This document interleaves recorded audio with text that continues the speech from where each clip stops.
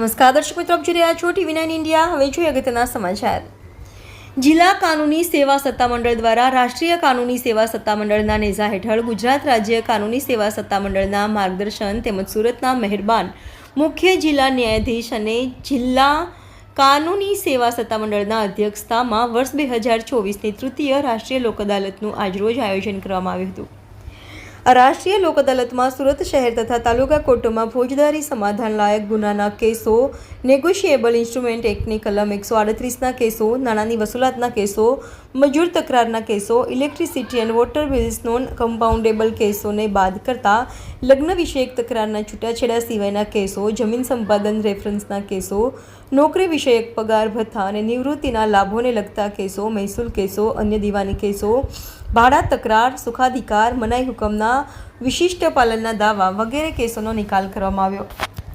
વધુમાં CCTV control room Surat દ્વારા traffic નિયમોનો ભંગ કરતા હોય તેવા વાહન ચાલકોને મોટર વ્હીકલ એક્ટ મુજબ આપવામાં આવતા ઈ ચલણના નાણાં ઓનલાઈન તથા ઓફલાઈન માધ્યમથી લોક અદાલતમાં ભરી શકશે તેમજ સંભવ ઇનિશિયેટિવ તથા જિલ્લા કાનૂની સેવા સત્તામંડળ સાથે મળી રૂબરૂ તથા ટેલિફોનિક માધ્યમથી ઈ ચલણ ભરવા માટે લોકોને શિક્ષિત કરવામાં આવ્યા। આ લોક અદાલતનો લાભ લઈ બાકી ઈ ચલણના નાણાંની ચૂકવણી કરી દેવાથી ભવિષ્યમાં તે અંગે કોઈ કાયદેસરની કાર્યવાહી થશે નહીં, તો તેનો પણ લોકો લાભ લઈ શકે છે। રાષ્ટ્રીય લોક અદાલતમાં કેસોનો નિકાલ થવાથી બંને પક્ષકારોના હિતમાં કેસનો ફેસલા થયા।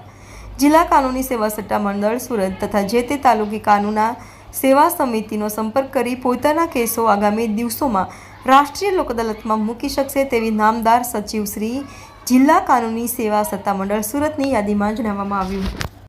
હું CR Modi, full time secretary, DLSA Surat. આજ રોજ આ વર્ષની ત્રીજી વાર્ષિક લોક અદાલતનું આયોજન national legal service authority new દિલ્હીના આદેશ અનુસાર ગુજરાત રાજ્ય કાનૂની સેવા સત્તામંડળ અમદાવાદની અનુસરામાં જિલ્લા કાનૂની સેવા સત્તામંડળ સુરતના અધ્યક્ષ તથા મુખ્ય જિલ્લા ન્યાયાધીશ શ્રી RT વાછાણી સાહેબના નેતૃત્વમાં આજ રોજ તારીખ 14/9/24ના સુરત જિલ્લાની તમામ અદાલતોમાં લોક અદાલતનું આયોજન કરવામાં આવેલ અને તમામ પક્ષકારોને વધુમાં વધુ કેસો લોક અદાલતમાં મૂકવા અનુરોધ કરવામાં આવેલ હતો અને શ્રી વાછાણી સાહેબ દ્વારા પક્ષકારોને સદર લોક અદાલતમાં વધુમાં વધુ લાભ લેવા આગ્રહ કરવામાં આવેલ હતો। લોક અદાલતમાં પક્ષકારો દ્વારા ખૂબ જ ઉત્સાહ દર્શાવવામાં આવેલ અને લોક અદાલતમાં મૂકવામાં આવેલ કેસોમાં સમાધાનના નિરંતર પ્રયાસો કરવામાં આવેલ અને તેના પરિણામ સ્વરૂપે લોક અદાલતમાં જ્વલંત સફળતા આજરોજ પ્રાપ્ત થયેલ છે। લોક અદાલતમાં સમાધાનના પ્રયાસોના ભાગરૂપે પ્રી લોક અદાલત સિટિંગોનું આયોજન કરી પક્ષકારો વચ્ચેની તકરારોનો નિકાલ લાવવા સતત પ્રયત્નો કરવામાં આવેલ। આજની આ લોક અદાલતમાં નિકાલ થયેલ કેસો પૈકી મોટર એક્સિડન્ટ વળતરના કેસોમાં ઘણી મોટી સંખ્યામાં નિકાલ થવા પામેલ છે, જે પૈકી સને 1997 થી પડતર કેસમાં પક્ષકારો વચ્ચે 2 કરોડ 34 લાખથી વધુ માતબર રકમ ચૂકવવામાં આવેલ છે અને કેસનો સુખદ નિરાકરણ કરવામાં આવેલ છે। તદુપરાંત અન્ય 2 કેસો કે જેમાં 70 લાખ અને 60 લાખ જેટલી માતબર રકમ મોટર અકસ્માત વળતર તરીકે ચૂકવવામાં આવેલ છે અને MSCPના કેસનો નિરાકરણ કરવામાં આવેલ છે।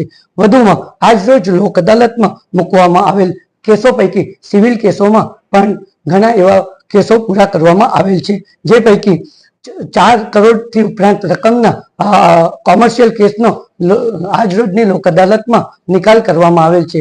તેમજ સને 2003ની સાલથી ચાલતા પાર્ટીશનના તકરારનો પણ આજરોજની લોક અદાલતમાં સુખદ નિવેડો લાવવામાં આવેલ છે।